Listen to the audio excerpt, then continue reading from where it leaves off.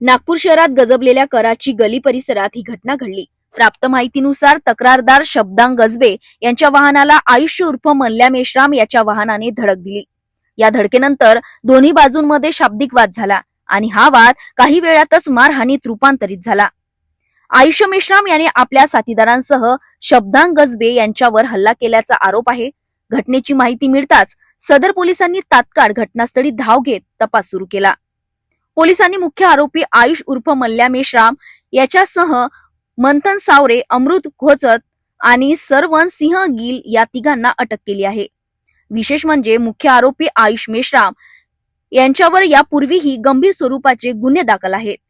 तो 2 वेळा एमपीडीए अंतर्गत तुरुंगात जाऊन आला असून परिसरात तो कुख्यात म्हणून ओळखला जातो। या मारहाणीत वापरण्यात आलेली शस्त्रे आणि दोन्ही वाहने पोलिसांनी जप्त केले असून पुढील तपास सदर पोलीस ठाण्याचे अधिकारी करीत आहेत। सदर पोलीस स्टेशनला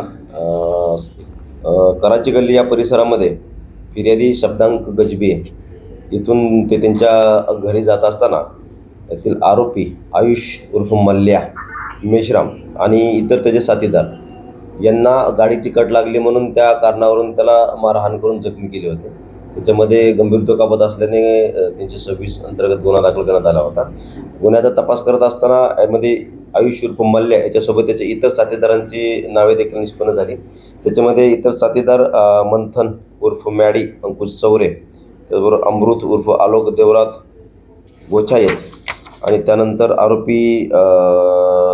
बाकी आरोपी निष्पन्न होत होते। त्याच्यावर सरवन सिंग, सतनाम सिंग गिल असे 4 आरोपी निष्पन्न झाले। अजून 5 आरोपी निष्पन्न होणं बाकी आहे। आरोपींना अटक केलेली असून आरोपींकडून गुन्ह्यात वापरलेले हत्यार त्याचबरोबर त्यांनी गुन्ह्यात वापरलेले वाहन पोलिसांनी जप्त केलेलं आहे। गुन्ह्याचा तपास चालू असून इतर आरोपी अटक करण्यासाठी प्रयत्न करीत आहोत। यातील आरोपी आयुष उर्फ मल्ल्या हा सराईत गुन्हेगार असून त्याच्यावरती जरीपटका, पाचपावली आणि इतर पोलीस स्टेशनच्या परिसरामध्ये गंभीर गुन्हे दाखल असून त्याच्यावरती यापूर्वी 2दा एमपीडीची देखील कारवाई झालेली आहे आणि सध्या आरोपी हे पोलीस कस्टडीमध्ये आहेत।